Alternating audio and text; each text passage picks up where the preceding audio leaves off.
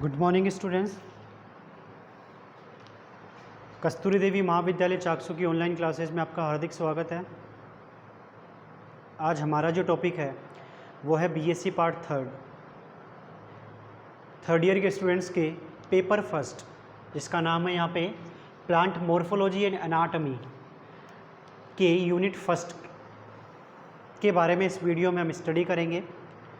Student, last video की अगर बात की जाती है तो लास्ट वीडियो में आपने देखा होगा कि हमने लीफ की मॉर्फोलॉजी और उसके अंदर क्या क्या स्ट्रक्चर्स पाई जाती हैं, ऊतकों का निर्माण कैसे होता है, उन सब चीज़ों के बारे में उसमें स्टडी की थी। यानी कि एक बेसिक आइडिया आपको बताया था उसके अंदर। उसी वीडियो के आगे मतलब कंटिन्यू करते हुए उस टॉपिक को आज हम इस वीडियो के अंदर बात करेंगे ऊतक के बारे में, टिश्यू के बारे में, जो कि सबसे इम्पोर्टेंट टॉपिक है थर्ड ईयर के स्टूडेंट्स के लिए। एनाटॉमी की अगर बात की जाती है तो एनाटॉमी बहुत सारे स्टूडेंट जो हैं इस टॉपिक को सबसे ज़्यादा टिपिकल टॉपिक मानते हैं, मतलब कठिन टॉपिक मानते हैं, बट ऐसा नहीं है। बिकॉज अगर हम बात करें कि एनाटॉमी एक सबसे ज़्यादा प्रैक्टिकल रूप से समझे जाने वाला टॉपिक है। बिकॉज प्लांट एनाटॉमी की अगर बात की जाती है तो प्लांट एनाटॉमी के अंदर हम बेसिकली पादप के अंदर जो संरचनाएं पाई जाती हैं उसी के तो बारे में स्टडी करते हैं। और पादप जो है वो हमें मतलब चलते फिरते ही दिख जाते हैं, तो आप ज़्यादा भी नहीं तो उसके ऊपर की परत, उसके अंदर थोड़ा सा अगर आप उसको रप्चर कर देते हैं तो अंदर की परत भी आपको लगभग दिख ही जाती है। तो मैंने कहा ना कि it is a practical subject, तो इसलिए आप इसको बिल्कुल भी कठिन ना समझें और इस वीडियो को आप ज़्यादा से ज़्यादा शेयर करें, जिससे और भी जो स्टूडेंट्स जिसे ये टॉपिक जो है वो कठिन लगता है वो इसे पढ़ सके। और एक और आपको मैं बात बता दूं कि ये एकमात्र ऐसा टॉपिक है जिसको अगर आप एक बार डायग्राम के थ्रू रिप्रेजेंट कर देंगे, मतलब डायग्रामेटिकली आप उसको रिप्रेजेंट कर देते हैं, तो एग्जामिनर कहीं भी एक भी मार्क्स जो है वो कट नहीं कर पाएगा। मतलब आप थ्योरी भी अगर कम लिखेंगे इसमें और अगर आपने डायग्राम एक्सप्लेन कर दिया, मतलब डायग्राम अच्छे तरीके से लेबल कर दिया, तो आपको कहीं भी दिक्कत नहीं आएगी। तो इसलिए तो कह रहा हूँ कि ये हल्की सी मेहनत वाला सबसे ज़्यादा नंबर लेके आने वाला टॉपिक है। ठीक है, तो आप देखते हैं इस टॉपिक में क्या क्या होगा। तो सबसे पहले अगर बात की जाती है तो ऊतक की परिभाषा क्या होती है, तो समान या असमान कोशिकाओं का समूह। ध्यान रखना स्टूडेंट्स, मैंने यहाँ पे वर्ड जो है वो बिल्कुल सोच समझ के इस्तेमाल किया है कि समान या असमान कोशिकाओं का समूह।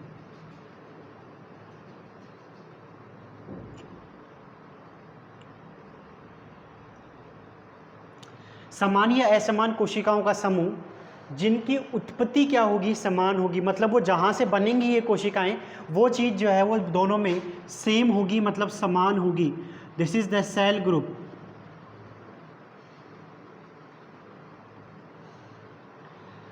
लेकिन इनका जो ओरिजिन है, मतलब ये जहाँ से ओरिजिनेट हुई हैं, ओरिजिन इनका क्या है, सेम है। इनको हम क्या बोलेंगे, टिश्यू बोलेंगे। इनको किसके नाम से जाना जाएगा, टिश्यू।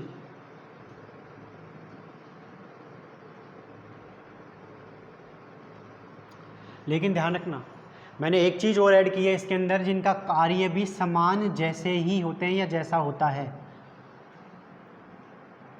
समान जैसे होते हैं। इसका मतलब, क्योंकि स्टूडेंट्स हमने स्टार्टिंग में ही बोला है कि समान या असमान कोशिकाओं का समूह। तो अब जैसे कि आपको डायग्राम में भी दिख रहा होगा कि एक सेल छोटी है और एक सेल बड़ी है, ये मैंने इसलिए बनाया ताकि आपको समझ में आ जाए समान और असमान क्या होता है। तो अगर कोशिकाएं अलग अलग होंगी तो ये तो पॉसिबिलिटी नहीं है ना कि उनके जो काम है वो एक जैसे हो जाएं, मतलब काम भी तो अलग ही होंगे ना फिर तो इसलिए मैंने बोला लगभग समान है इसका मतलब। ठीक है, तो इस चीज़ को हम क्या बोलते हैं, टिश्यू बोलते हैं। यानी कि टिश्यू के अंदर जो इनका वर्क होता है वो वर्क कैसा होता है, मे बी सेम। ठीक है, ये आपको याद रखना है। तो ये तो परिभाषा हुई, डेफिनेशन की बात हुई।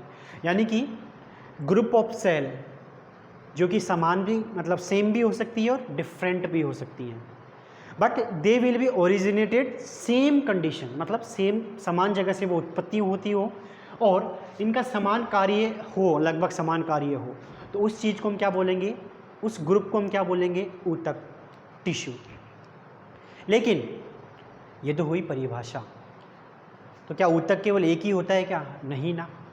इसका मतलब ऊतक भी जो है वो कई प्रकार के होते हैं, उन्हीं के बारे में इस वीडियो के अंदर हम बात करेंगे। तो सबसे पहले आपको मैं बता दूं, ऊतक जो शब्द है वो दिया है एन ग्रू साइंटिस्ट ने। एन ग्रू की यहाँ पे अगर बात की जाती है तो इसको कहा जाता है नेहेमिना एन ग्रू का नेमिना है, सॉरी, इसका नाम क्या है यहाँ पे, नेमिना है।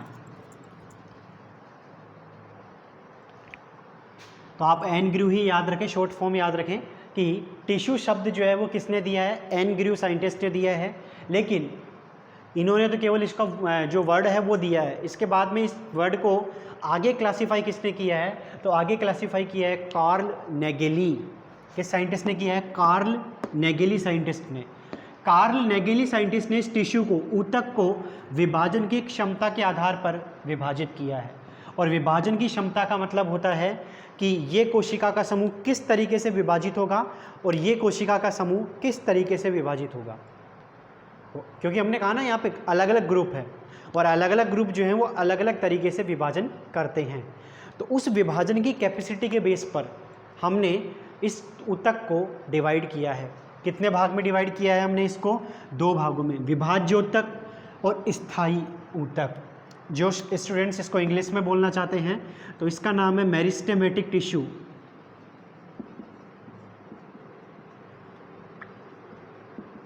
मेरिस्टेमेटिक टिश्यू, ठीक है। और जो इसे इंग्लिश में ही इसको भी बोलना चाहते हैं तो that is the permanent tissue, ठीक है। लेकिन यहाँ पे मैंने एक शब्द और ऐड किया है जिसका नाम है अविभेदित।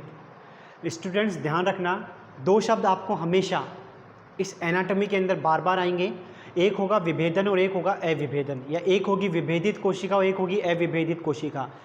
जहाँ पे भी अविभेदित कोशिका आ जाए, जहाँ पे भी अविभेदित कोशिका आ जाए, इसका मतलब है कि ये कोशिकाएं कैसी होती हैं, तो इसका मतलब होता है कि ये कोशिकाएं होती है सक्रिय कोशिका। कैसी कोशिकाएं होती हैं ये, सक्रिय कोशिका। इसका मतलब इनमें विभाजन की जो क्षमता होती है उपस्थित होती है, ठीक है। तो ये चीज़ आपको हमेशा याद रखनी है कि जहाँ पे भी अविभेदित कोशिका अगर आ जाएगा तो इन्हें हम क्या बोलेंगे, सक्रिय कोशिका, और इनमें क्या माना जाएगा कि विभाजन की जो क्षमता है वो उपस्थित होती है। और पादप में ये कोशिका ग्रुप जो है जिस जगह उपस्थित होगा उस जगह को हम क्या बोलेंगे, यानी कि हम यहाँ पे नेक्स्ट जो पॉइंट है वो लिखते हैं, ये कोशिका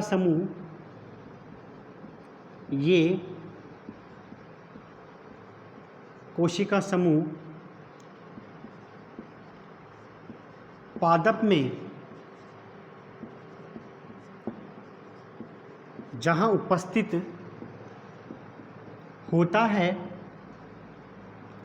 उसे क्या कहा जाएगा, मेरिस्टेम।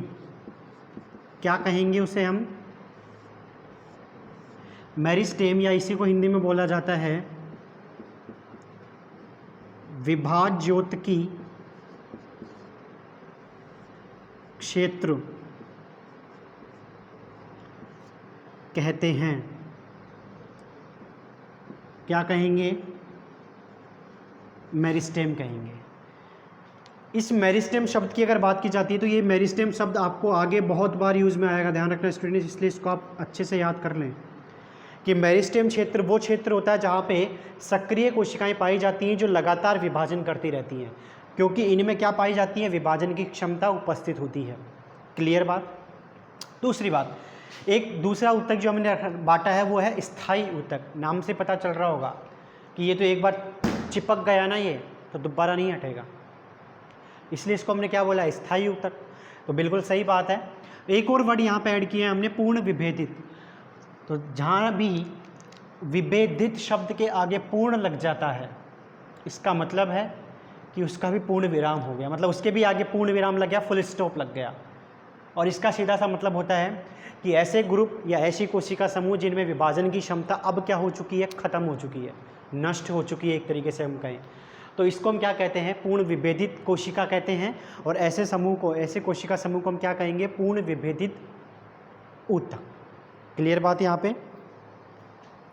दूसरी बात, तो ये कैसी कोशिकाएं होती हैं, ये होती हैं परिपक्व कोशिकाएं। कैसी कोशिकाएं बोलेंगे इन्हें हम, परिपक्व कोशिका। सीधी सी बात है, मैच्योरिटी जब आ जाती है उसके बाद में डेवलपमेंट थोड़ी होता है। एक 60-70 साल के जो वृद्ध आदमी की अगर बात की जाती है, आदमी या महिला, दैट इज़ मैच्योर। उसके बाद में आप उसमें ये थोड़ी कहोगे कि आपके अब बॉडी बनेगी, मतलब जो भी डोले सोले हैं वो बनेंगे, अब थोड़ी बन पाएंगे। मतलब अब वो फिक्स हो चुके हैं, अब उनके अंदर जो ग्रोथ और डेवलपमेंट होगा वो बिल्कुल नए के बराबर होगा, 0% हम उसे कह सकते हैं। तो ऐसी कंडीशन को हम कहेंगे परिपक्व कोशिका। मतलब पादप के, या यूँ कहें कि जो पादप लंबे पुराना, मतलब बहुत लंबा टाइम पीरियड वाला पादप अगर हो जाता है तो उसके जो भी ऊतक होते हैं, जो कि पुराने ऊतक होते हैं, वो विभाजन नहीं कर पाते हैं। तो उन कोशिका समूह को हम क्या बोलते हैं, परिपक्व कोशिका। तो ये परिपक्व कोशिकाएं होती हैं जिनमें विभाजन क्षमता क्या हो जाती है, अब समाप्त। ठीक है, इन्हें क्या कहेंगे हम, स्थायी ऊतक कहते हैं। क्लियर बात यहाँ पे। तो ये दो प्रकार के ऊतक होते हैं। पहला ऊतक होगा हमारा विभाज्योतकी ऊतक और दूसरा होता है स्थायी ऊतक। अब हम बात करेंगे यहाँ पे कि विभाज्योतकी ऊतकों के बारे में और क्या इसके लक्षण होते हैं, उसके बारे में इस वीडियो के अंदर हम नेक्स्ट बात करेंगे। तो आप बने रहिए इस वीडियो के अंदर। Thank you students.